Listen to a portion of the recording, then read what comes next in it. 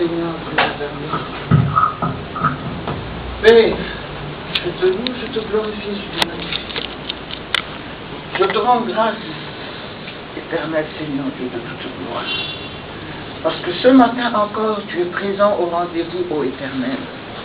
Merci pour tant d'amour, éternel Dieu de gloire. Merci pour tant de bonté, Seigneur Dieu des armées. Merci pour tous tes hauts faits, Seigneur des seigneurs.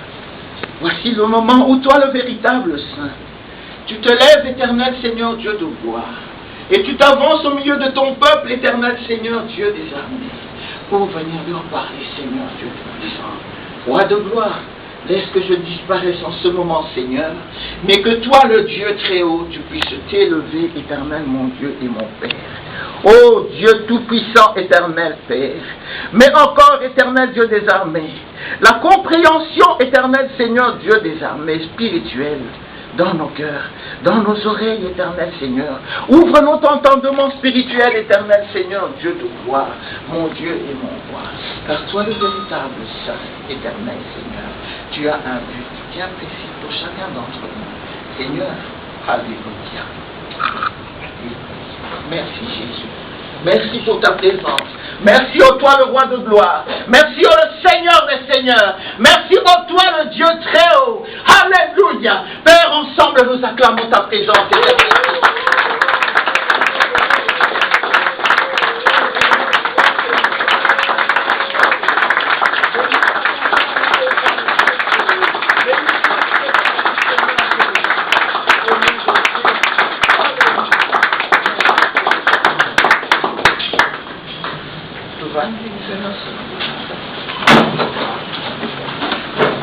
Amen. Amen. Et les amis, c'est sous Essengo, pour là. Nous sommes en plus, et puis c'est un devoir. Pour les amis agréables, nous sommes en Zambé, parce que Zambé est mon tour à une vacances, Zambé est mon tour à Salata. Sans Dieu, nous ne pouvons rien, selon que sa parole même nous le dit. Alors on attend nous aller là, on attend Bolizam, mais pour la présence, il y a mon qu'on a kati na biso, pe na sengi na nzambe wana apambola moko na kati na isika oyo. Na ebisi pe nzambe merci pour la kopesa nga papa na nga pasteur Israël, azala lisusu na tombo lelo elongo na biso ensemble. Papa Israël nzambe apambola yo. Nzambe apambola ba serviteur nyonso ba oyo ba se déranger na tombo ya lelo mpona koya ko adorer Nzambe biso nyonso elongo. Amen. Amen. Peuple de Dieu, Nzambe apambola bino. Tokoti directement attendu na sujet na biso parce que ezali sujet moko oyo tobandaki, ça fait déjà 3 jours, 3 cultes suivants tozalaki na sujet na biso sur vivre la Ruth. C'est toujours dans le même cadre, le travail. Donc, on a premier jour, le travail, donc l'attachement à Dieu. Maintenant, il y a livre, il y a Luc premier. Plutôt Ruth, excusez-moi. Et là, Ruth 1, de 1 à 22. Donc, le baki nini,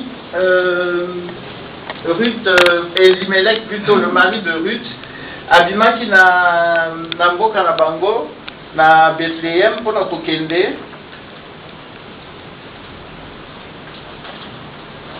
Pour na kokende luka biloko kolia dans un autre pays. Ok, on retourne directement en français parce que pour faire les deux, ça sera assez compliqué. On va toujours essayer de le faire. Nous avons parlé sur le livre de Ruth. Ruth qui est la belle-fille d'Elimelech et de Naomi. Elimelech venait de Bethléem. Bethléem qui signifie tout simplement la maison de pain.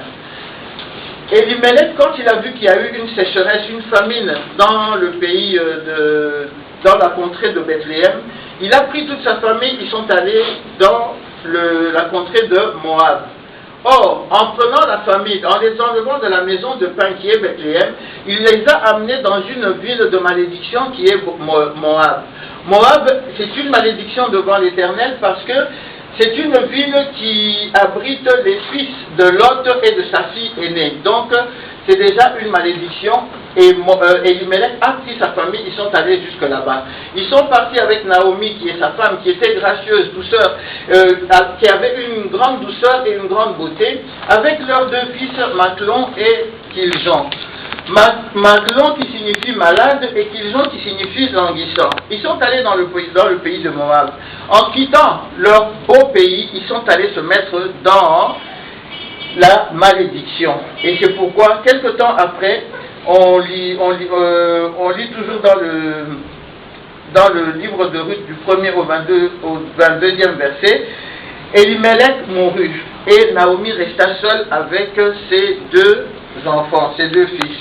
Les deux fils d'Elimelech et Naomi se marièrent à deux Moabites, ce qui a encore amené une plus grande malédiction parce qu'il était interdit aux Israélites de se marier avec des étrangers.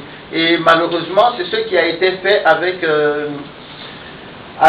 les filles d'Elimelech et de Naomi. Eux, s'étant mariés avec des étrangères, 10 ans après, ils moururent. Après leur mort, Naomi est restée seule avec ses belles-filles.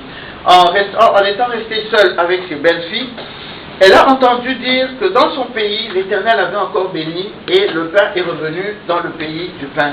Alors Naomi a pris la décision de devoir rentrer chez elle. Elle ne voulait pas rentrer avec ses deux belles-filles. Pourquoi? Parce qu'elle n'avait plus d'autres enfants. Elle n'avait pas les moyens ni de les nourrir, ni de les entretenir, ni de les garder. Elle n'avait pas d'autres fils, elle se disait qu'elle était restée toute seule et que par conséquent, ces jeunes filles-là, qui étaient encore très jeunes, pouvaient, en retournant dans leur famille, avoir encore les possibilités d'être épousées par d'autres gens. Alors, elle a demandé à ces deux belles-filles de pouvoir retourner dans leur famille. Et à plusieurs reprises, elle a continué. Et puis, Orpa, celle qui était l'une des épouses des deux fils, elle s'est décidée, elle est partie, elle est retournée dans son pays, elle a embrassé sa belle-mère et elle a embrassé sa sœur, elle est partie. Alors dans le chapitre 2, nous voyons, bon de toutes les façons c'était toujours dans le chapitre 1er, nous voyons là où Naomi est en train de presser sa belle-fille Ruth, lui demandant instamment elle aussi de partir. Elle dit regarde ta belle-sœur, elle a pris la bonne décision, elle est partie. Toi aussi, prends tes affaires, retourne dans ta famille, retourne dans ton peuple, retourne chez les biens, avec tes dieux et tout. Mais la jeune fille Ruth a refusé. Elle a demandé à sa belle-mère Naomi, elle a dit, mais arrête de me presser de partir. Je ne te quitterai pas, je ne te laisserai pas. J'irai là où toi tu iras. Je vais rester là où toi tu vas rester. Je vais embrasser ton peuple, sera mon peuple. Je vais embrasser ton Dieu, il sera aussi mon Dieu. Alors quand Naomi a entendu ça, elle n'avait plus d'autres arguments pour faire partir sa belle-fille. Et directement quand Ruth a proclamé tout haut que ton peuple sera mon peuple, ce qui a fait encore mieux, elle a déclaré que le Dieu de Naomi sera son Dieu. Or, le Dieu de Naomi, c'est le même Dieu que nous prions aujourd'hui, vous et moi.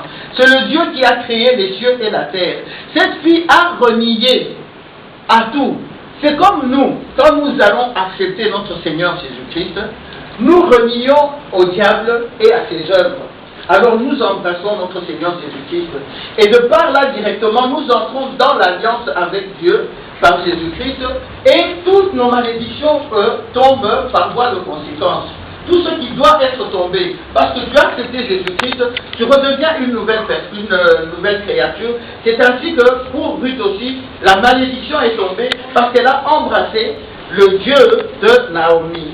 Et ensemble, ils ont quitté le pays de Moab pour le pays de Bethléem. Et arrivé là-bas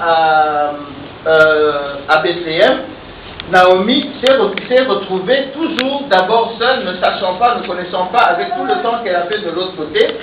Elle ne savait pas qui était encore en vie et qui ne l'était plus. Alors, la belle-fille de Naomi, Ruth, elle a demandé à sa belle-mère. Elle lui a dit, est-ce que tu ne peux pas me laisser travailler? Parce que moi, je veux travailler. Cette jeune fille qui est venue avec sa belle-mère, elle est venue avec sa belle-mère n'ayant rien, sachant très bien que sa belle-mère n'avait rien à lui donner. Parce que sa belle-mère elle-même l'avait déclaré, quand bien même je me marierai aujourd'hui et que j'aurai des enfants dans quelques mois, est-ce que vous serez capable d'attendre que mes enfants grandissent pour venir vous marier? Ça sera déjà trop tard. Alors, allez-vous-en. Alors, Ruth, elle a accepté sa belle-mère, sachant que sa belle-mère n'avait rien, sachant que là où il irait, et là où elle irait plutôt, elle ne savait même pas si elles pourront trouver quelque part où dormir. Parce qu'elles sont parties, ils sont tous partis depuis longtemps. Les autres sont morts. Maintenant, quand Naomi et sa belle-fille sont retournées, il n'y avait plus rien. Naomi n'avait absolument rien. Même pas de quoi mettre sous sa dent.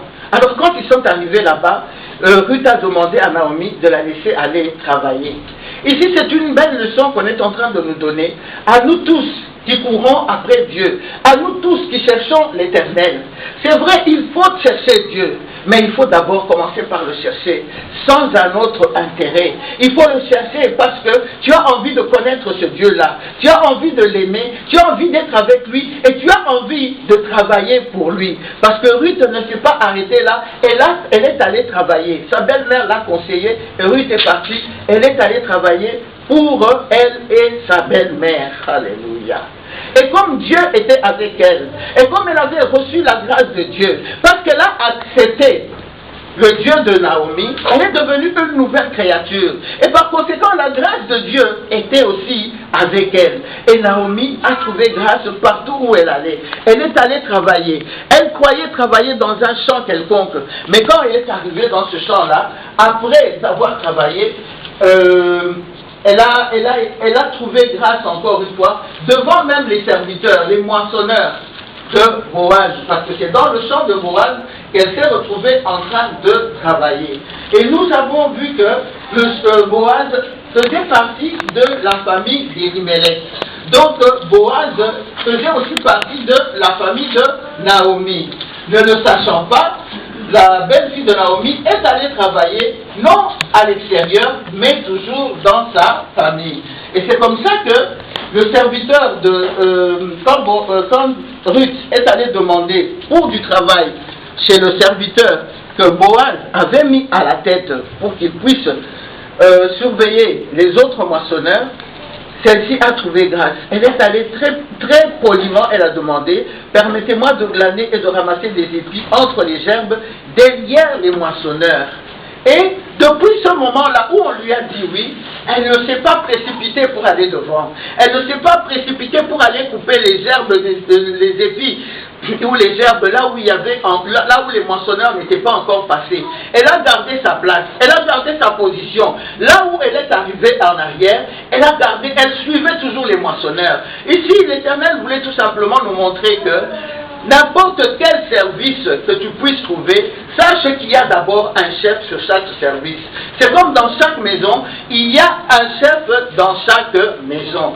Tu t'es marié, tu t'es marié avec ta femme, ou tu as été épousé par ton mari. Dans ta maison, il ne pourra jamais y avoir de chef.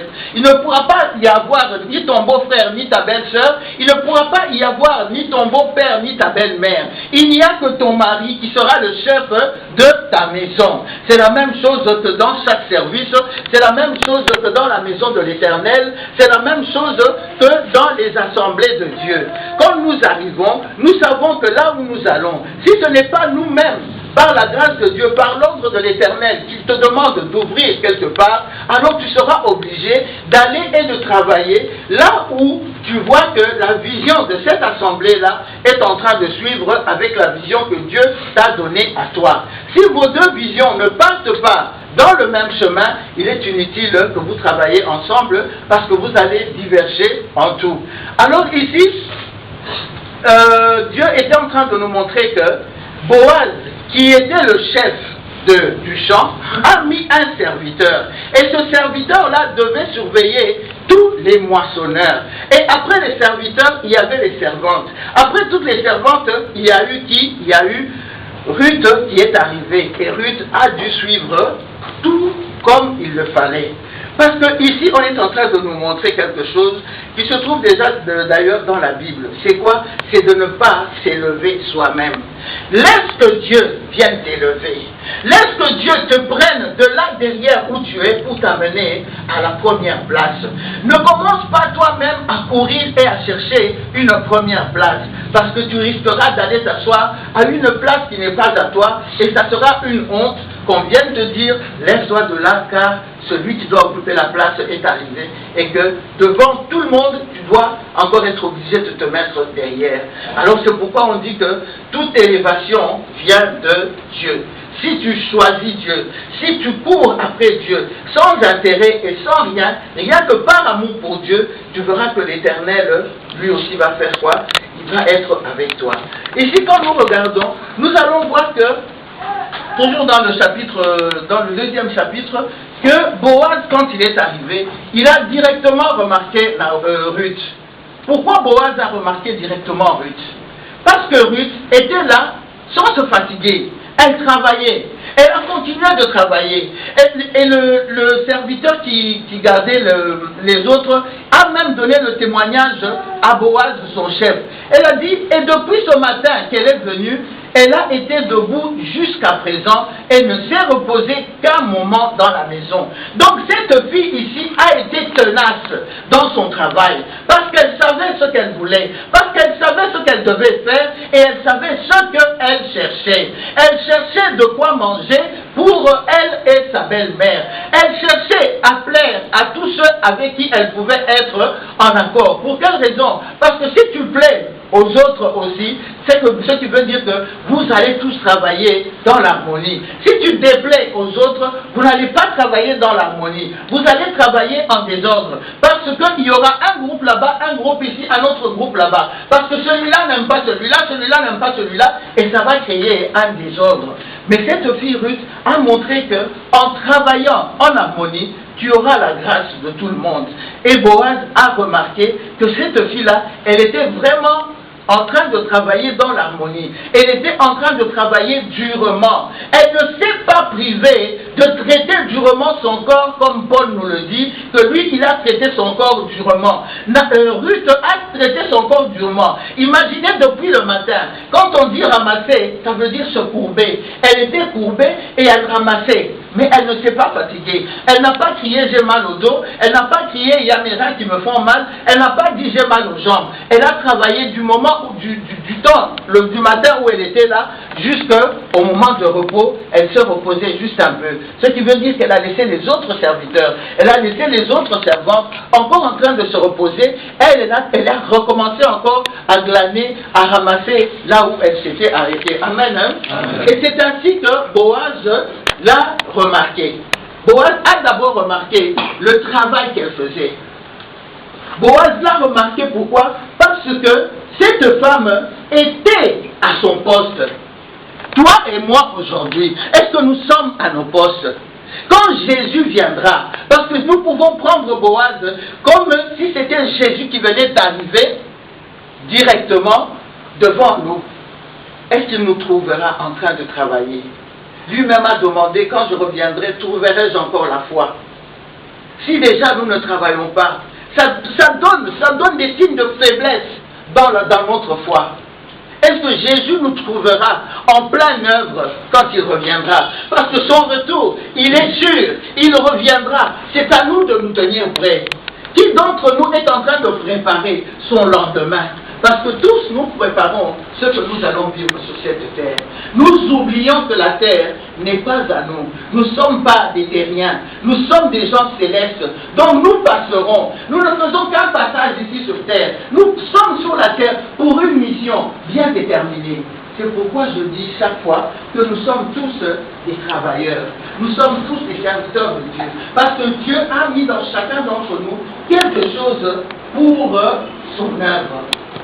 Toi, tu as peut-être une bonne ouïe, l'autre a peut-être la vision, l'autre est peut-être le doigt, celui-là, il est peut-être le pied, et ainsi de suite. Nous avons quelque chose, une spécificité devant Dieu.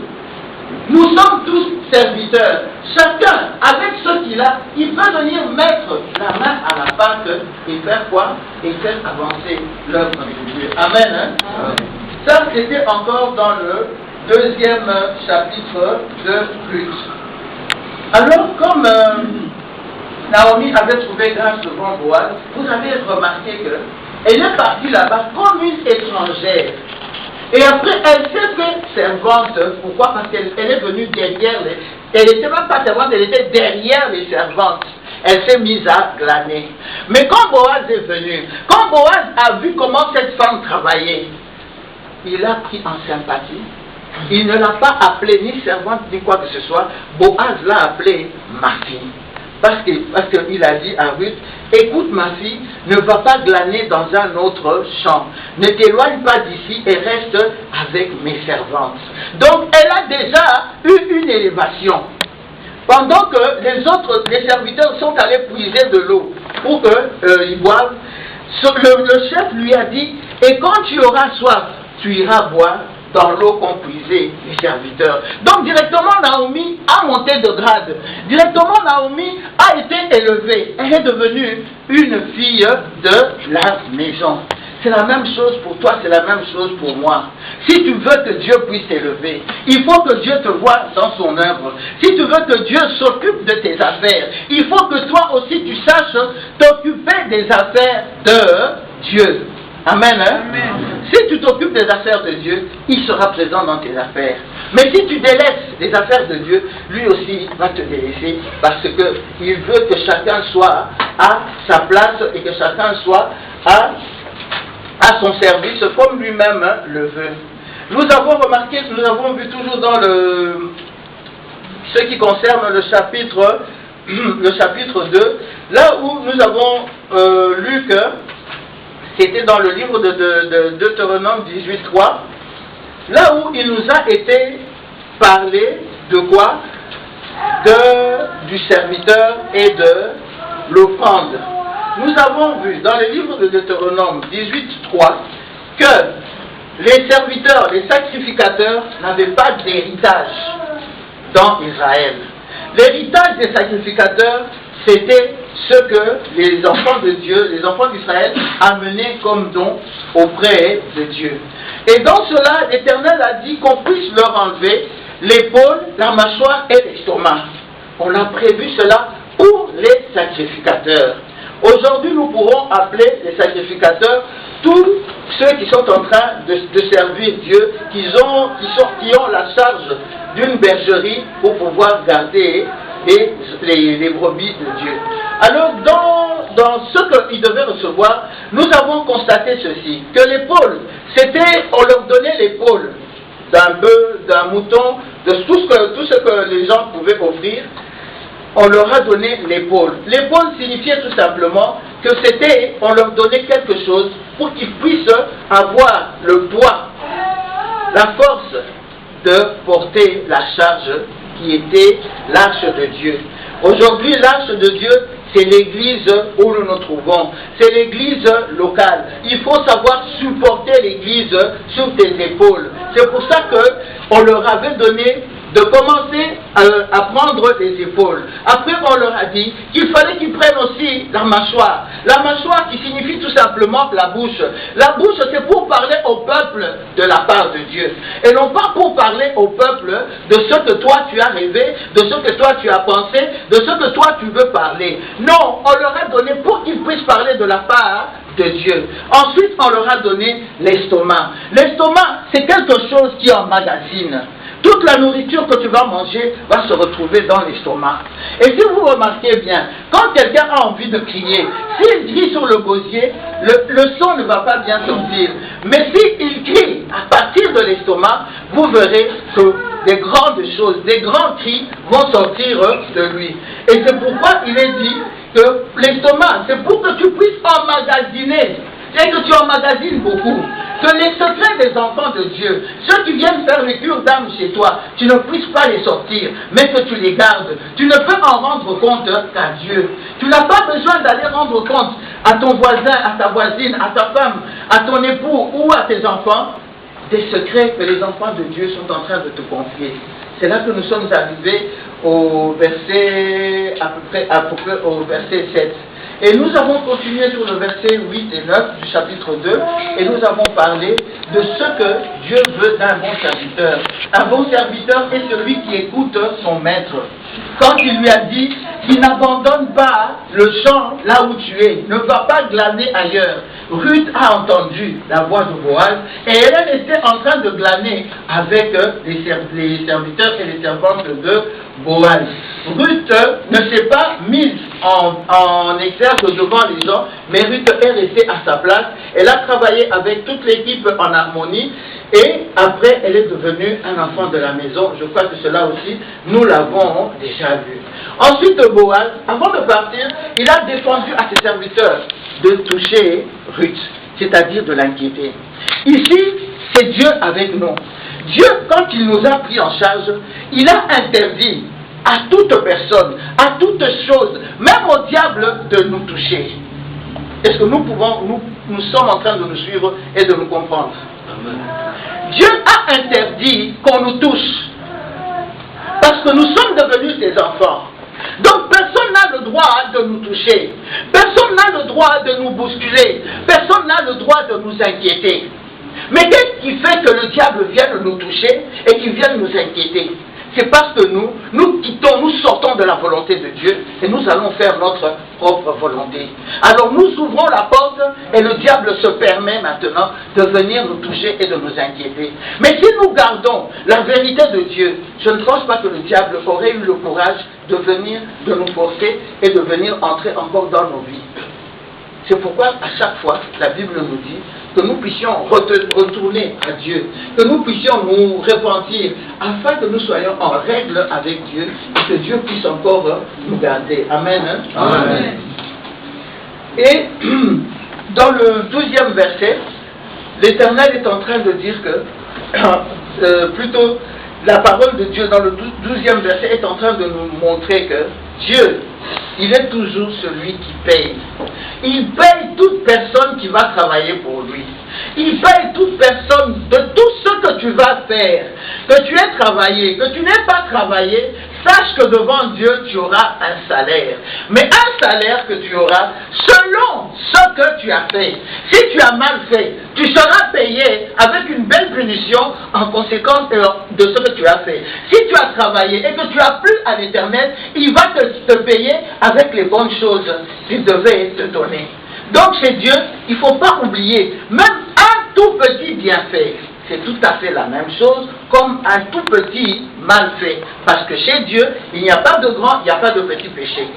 Si tu commets un péché, c'est déjà un péché. Même si tu dis non, je n'ai fait que regarder avec un mauvais regard, c'est déjà un péché. Ça s'appelle péché. Ça ne s'appelle pas petit péché. Et c'est là que Dieu est en train de nous dire que tout ce que nous ferons, il va nous payer selon ce que nous faisons.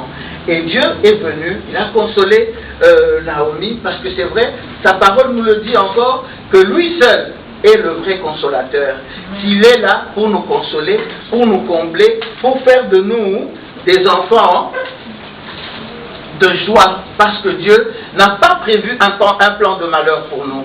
Dieu a prévu un plan de bonheur pour chacun d'entre nous. Nous devons être heureux, nous devons être joyeux, parce que si tu pleures aujourd'hui, sache que demain tu vas rire, parce que l'Éternel ne va pas continuer à te regarder pleurer. C'est un Père, chacun d'entre nous ici, ceux qui sont déjà parents, ils savent ce que ça veut dire. Ça fait mal au cœur de voir ton enfant pleurer tous les jours. Ça fait mal au cœur d'entendre ton enfant se plaindre. Aujourd'hui il manque ceci, demain il manque cela, et après-demain il manque encore quelque chose d'autre. Alors ce Dieu-là, il va venir, dans son amour, dans sa consolation, il va venir se présenter devant toi comme ton Père pour pouvoir te consoler. Mais s'il vient te consoler, il faut qu'il te trouve en ordre devant lui. S'il vient pour te consoler, il faut que tu sois en train d'œuvrer pour lui. S'il est venu pour te consoler, ce n'est pas pour que toi tu prennes après la grâce de Dieu en vain et que tu la rejettes dans les poubelles. Parce que là, tu es en train de t'entraîner toi-même à une sûre et certaine malédiction. Alléluia. Dieu est merveilleux. Dieu nous aime. C'est à nous de pouvoir comprendre l'amour de Dieu. Il a dit qu'il ne nous laissera jamais orphelins. Jamais orphelins. Est-ce que vous savez que quand nous respirons parce que Dieu le veut. Donc il est avec nous. Si nous marchons, c'est parce que Dieu le veut. Donc il est avec nous, ensemble avec nous. Du fait tout simplement que tu as accepté Jésus-Christ dans ta vie, comme ton Seigneur et ton Sauveur, directement le Saint-Esprit est venu. Et il est venu rester en toi. Et il ne partira pas parce que c'est la Bible qui le dit. Il restera avec toi jusqu'au jour de ton terme ici sur cette terre. Parce qu'ici, chacun d'entre nous le sait, nous ne sommes que des voyageurs. Nous devrions retourner chez nous. C'est pourquoi je disais, quand nous allons retourner chez nous, il nous faudra faire quelque chose, d'abord ici sur cette terre, pour que quand nous serons chez nous, nous puissions trouver une maison déjà construite, une maison là où nous pourrons aller vivre. Parce que Jésus nous a dit, il y a plusieurs demeures dans la maison de mon Père. Mais si toi-même, tu ne t'occupes pas de cette demeure que Jésus a déjà été préparée. Donc quand tu as accepté Jésus, il est allé couper les parcelles. Il a dit non, cette parcelle ici c'est pour tel. Cette autre parcelle ici c'est pour tel. Maintenant à toi de devoir bâtir cette parcelle-là, que tu puisses y mettre ta maison, selon que toi tu la veux. Tu la veux lumineuse, parce que de toutes les façons là-bas, il n'y aura pas d'obscurité. Mais tu la veux comment? Une maison qui te plaise, une maison où tu es à l'aise. C'est à toi de la construire maintenant où tu te trouves ici. Amen. Hein? Amen. Et ensuite, nous avons vu que un serviteur de Dieu, c'est celui qui a des réserves. C'est-à-dire, quand Ruth a mangé, parce qu'on lui a donné à manger, elle n'a pas tout mangé. Elle a mangé, mais elle a gardé des réserves. Pourquoi elle a gardé des réserves? Parce que là où elle ira, il faudra qu'elle sache aussi donner. Alors toi, serviteur de Dieu, ta réserve, comment tu vas la garder? Ta réserve, où est-ce que tu dois la prendre? Tu vas prendre ta réserve d'abord en apprenant. Il faut d'abord qu'un serviteur de Dieu, avant de servir l'Éternel, puisse passer par des cours d'apprentissage, qu'il puisse apprendre, qu'il puisse étudier, pour que tu ne sois pas un bricoleur, pour que tu puisses avoir un meilleur rendement de tout ce que tu vas aller travailler. Il faut d'abord que tu connaisses ta matière. C'est comme si aujourd'hui on te donne une houe, toi tu n'as jamais utiliser une houe. Tu ne sais même pas à quoi elle va te servir cette houe-là. Donc tu ne pourras pas faire ton travail. Il faut d'abord que tu aies appris. Si on te donne un bic, on te dit bon, tu seras secrétaire dans tel bureau. Si tu n'as jamais appris, comment est-ce que tu vas même pouvoir écrire? Tu ne pourras pas le faire. Ogoye ba kokomate, ogoye ba collaborer à ta mabelete, ogoye ba ta kokata elo mon côté, ogoye ba kolona te, donc tu ne pourras rien faire. Dans tout, il faut toujours apprendre. Quand tu apprends, alors tu te mets à garder des réserves. Les réserves que tu as, c'est pour que tu puisses les donner aux autres et non pas que tu puisses les garder pour toi-même. Amen. Hein? Amen. Dieu nous dit que si nous travaillons avec lui dans la vérité, il sera toujours là, avec nous. En tout et pour tout, il nous bénira. En tout et pour tout, il sera notre Dieu. Alors si tu veux être un gagnant, tu dois œuvrer avec Dieu. Ici, nous sommes arrivés pratiquement à la fin de Ruth 2, parce qu'aujourd'hui, nous allons entrer dans le Ruth 3. Jeudi, je vous ai dit que nous sommes restés à Ruth 7, mais en regardant, j'ai vu que nous avions pratiquement terminé le Ruth 7 et que les autres, ce sont les mêmes paroles qui étaient en train de revenir.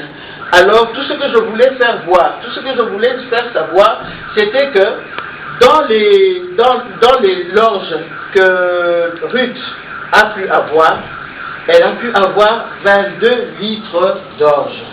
Si nous additionnons ou si nous multiplions les 22 litres, donc les 2, cela nous ressort toujours le même chiffre, c'est le chiffre 4. Le chiffre 4, c'est un chiffre de contrôle. Naomi est passée par le contrôle. Le premier contrôle, c'était quand sa belle-mère était en train de la presser et de lui demander de partir. Le deuxième contrôle, c'est celui du travail. Le troisième contrôle, elle l'a trouvé ici devant les serviteurs. le serviteur qui était chargé par Boaz. Et le quatrième contrôle, elle l'a reçu par Boaz lui-même, qui a donné un bon témoignage pour elle. Le chiffre 4 représente aussi la délivrance. Du fait que Naomi est passée par tous les 4 contrôles, elle a été libérée, elle a été délivrée.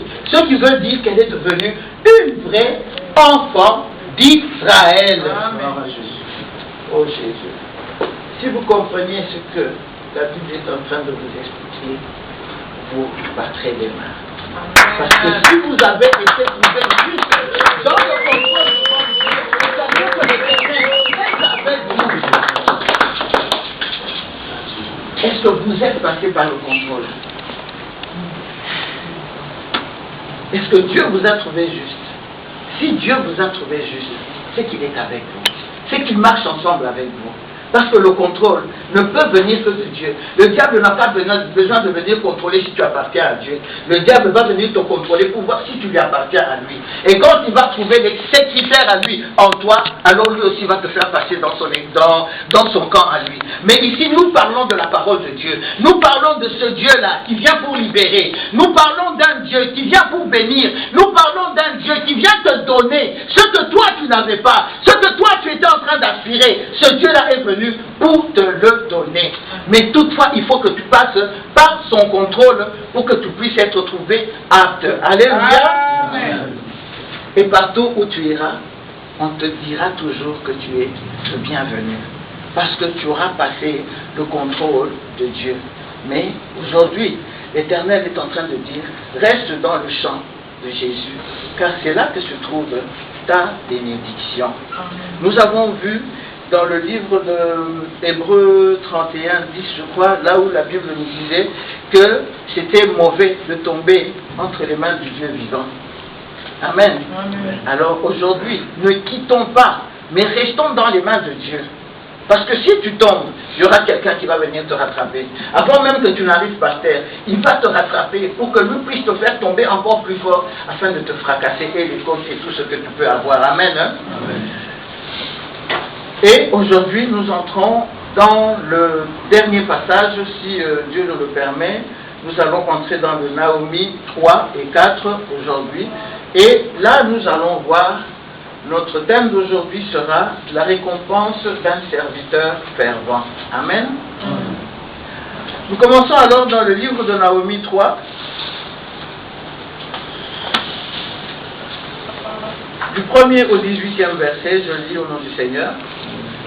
Naomi, sa belle-mère lui dit, « Ma fille, je voudrais assurer ton repos afin que tu fusses heureuse. » Si nous regardons dans la vie spirituelle, il n'y a qu'une seule personne qui peut nous assurer le repos.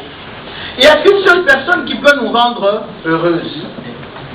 C'est Dieu lui-même. C'est le Saint-Esprit de Dieu. Si nous n'avons pas le Saint-Esprit de Dieu, nous ne pourrons pas avoir de repos.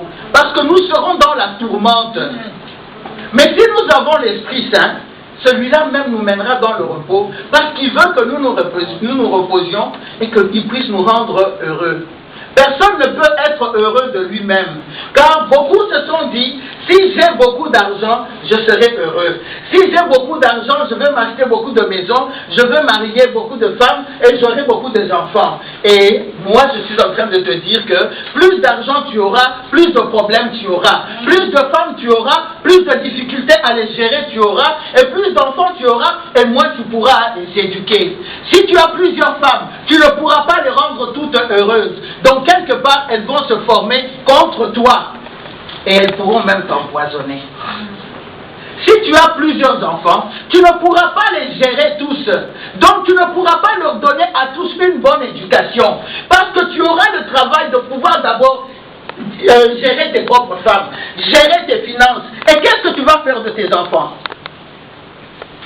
Tes enfants seront des vaseurs. Ce seront des délinquants. Et demain, ils vont se former dans des groupes où ils vont chercher à venir te détruire, toi leur père, pour pouvoir te voler ou prendre ton héritage. Amen. Hein? Amen. Nous avons vu des gens, ce n'est plus, on va dire que c'est en Europe, même chez nous en Afrique. Il y a des gens maintenant qui sont en train de comploter contre les parents pour pouvoir les faire mourir au plus vite afin de leur prendre l'héritage. Que eux ne feront rien avec parce qu'ils ne savent pas comment leurs parents ont pu avoir cet argent-là. Amen. Hein? Amen. Alors ici, nous voyons que le Saint-Esprit, quand il vient pour nous donner du repos et nous rendre heureux, c'est pour que nous puissions rester avec Dieu. Parce que si tu as Dieu, c'est lui qui va contrôler toutes choses. Tu vas remettre ta femme dans les mains de Dieu, tu vas remettre tes enfants dans les mains de Dieu, et lui seul va prendre le contrôle de toute ta famille et de toi avec eux. Amen. Hein? Amen. Et au deuxième verset, Naomi, la Bible nous dit, et maintenant Boaz, avec les servantes duquel tu as été, n'est-il pas notre parent? Voici, il doit vanner cette nuit les orges qui sont dans l'air. Cette femme est en train maintenant d'instruire sa belle-fille. Il est en train d'instruire sa belle-fille pour que celle-ci puisse agir fidèlement à ce qu'elle est en train de lui dire. Vous allez remarquer que même auprès de Dieu, quand Dieu te dit fais ceci, fais cela, c'est que derrière, il veut te donner quelque chose. Mais nous sommes toujours pressés à vouloir d'abord avoir et écouter et agir après. Oh, tu ne peux pas avoir si tu n'as pas encore entendu ce dont on est en train de te dire. Parce qu'en te parlant, on est en train de te donner une clé qui va ouvrir la porte que toi tu veux ouvrir avant d'avoir la clé. Amen. Hein? Amen. C'est ainsi que Naomi a conseillé à je ne l'appelle même plus belle-fille, je l'appelle tout simplement sa fille, parce qu'ils ne sont plus qu'à deux, et elle est devenue l'enfant d'Israël elle aussi. Alors elle lui dit, lave-toi et oins-toi, puis remets tes habits et descends à l'air. L'air, c'est l'endroit, c'est un lieu bien déterminé, là où ici, cette terre dont on parle ici, c'est un endroit où ils ont coupé, et là où ils sont en train de battre l'orge. Donc l'orge, ce sont des grains, c'est à peu près comme le blé, le sorgho, ils doivent les battre quelque part. Alors là, cette terre ici, c'est là que les Boaz sont allés pour enlever les grains de leurs épis. Alors la belle-mère est en train de lui dire, parce que normalement, dans cette terre-là, il n'y a pas de femmes qui entrent. Il n'y a que les hommes qui sont là-bas et qui commencent à battre les grains. Alors sa maman lui dit, lave-toi et oins-toi, puis remets tes habits et descends à l'air. Tu ne te feras pas connaître à lui jusqu'à ce qu'il ait achevé de manger et de boire. Et quand il ira se coucher, observe le lieu où il se couche. Ensuite, va, découvre ses pieds et couche-toi. Il te dira lui-même ce que tu dois faire. Vous avez vu que Naomi est là, Ruth plutôt a obéi à sa belle-mère. Ce qui nous rend dans le livre de Éphésiens 6, du 1er au 3e verset.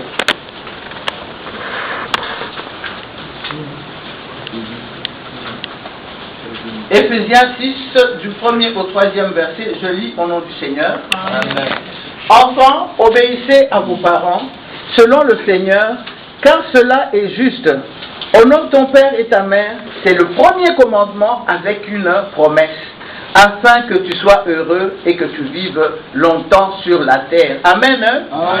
Dans le premier verset, n'est-ce pas que Naomi a dit, je veux te donner du repos et te rendre heureuse.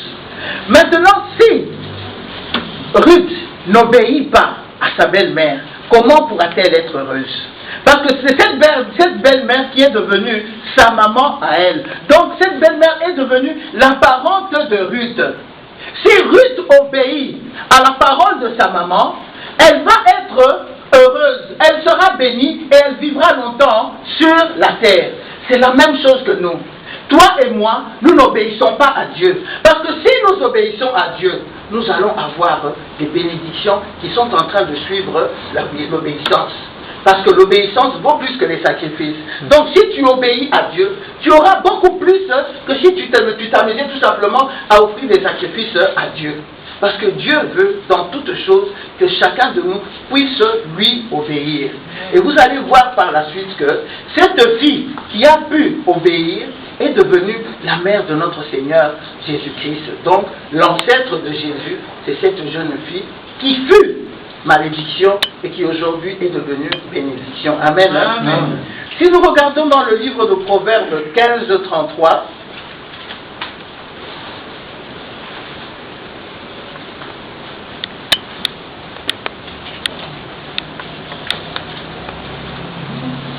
Le livre de Proverbes 15:33, on nous dit ceci. Je lis au nom du Seigneur. Amen. La crainte de l'Éternel enseigne la sagesse et l'humilité précède la gloire. Amen. Hein? Amen. La crainte de l'Éternel, c'est d'abord de vivre selon la parole de Dieu. Si tu crains Dieu, tu peux être sûr que tu vas avoir la sagesse. Parce que quand tu vas craindre Dieu, tu vas commencer à chercher comment tu vas marcher pour ne pas frustrer Dieu, pour ne pas commettre de péché, mais pour que tu puisses marcher en parfaite harmonie avec notre Dieu. Et c'est ce que Ruth a fait. Cette jeune fille, elle a vraiment craint l'Éternel, le Dieu de sa maman. Elle ne sait pas donner à tout le monde, mais au contraire, elle sait garder, elle sait protéger. Pourquoi? Parce qu'elle savait que demain, si elle a une mauvaise réputation aujourd'hui, cette réputation-là va la suivre jusqu'au bout. Or, si tu as une mauvaise réputation, où que tu iras, les portes te seront fermées. Parce que tu as d'abord commencé par faire ce qui est mauvais. Et Ruth a commencé d'abord par faire ce qui est bon. Et à la partie B, il est dit que elle est restée dans l'humilité. Pourquoi elle est restée dans l'humilité? Si nous revenons dans la Bible, à la partie verset 7, deuxième partie, où il dit, il alla se coucher, Boaz mangea et but, et son cœur était joyeux. Il alla se coucher à l'extrémité d'un tas de gerbes. Ruth vint alors tout doucement découvrir ses pieds et se coucha. Ruth s'est couchée où? Elle n'est pas allée se coucher contre Boaz. Ruth n'a pas été chercher des rapports sexuels avec Boaz. Ruth n'a pas été chercher à séduire Boaz. Ruth s'est humiliée. Elle est allée dormir au pied de Boaz. Qui sont ceux qui dorment au pied des hommes? Ce sont les chiens qui viennent dormir à nos pieds. Donc cette jeune fille s'est humiliée. Elle est vraiment descendue pour devenir l'humilité elle-même. Elle s'est humiliée, elle est allée chercher refuge au pied de Boaz. Comme un petit chien qui viendrait auprès de toi, à tes pieds chercher refuge. Est-ce que toi tu vas chasser le petit chien qui vient à tes pieds pour chercher refuge? Je ne pense pas. Tu regarderas, tu diras, mais s'il a bien venu me choisir, moi, pourquoi n'a-t-il pas été chez le voisin? C'est la même chose avec Ruth. Ruth est allée au pied de Boaz. Et là-bas, au pied de Boaz, elle est allée chercher protection. Parce qu'elle-même a dit, elle a dit quand Boaz s'est réveillé, il s'est demandé, qui es-tu? Elle répondit, je suis Ruth, ta servante. Étends ton aile sur ta servante, car tu as droit de rachat. Étendre son aile, ça veut dire tout simplement qu'il puisse la protéger, parce que il a le droit de rachat. La belle-mère de Ruth a pu expliquer à Ruth que le Boaz que tu vois là, il a le droit de rachat sur nous. Amen. Hein? Amen. Nous allons continuer parce que nous allons voir ce que c'est que le rachat et ce que le rachat peut faire dans la vie d'une personne. Et l'autre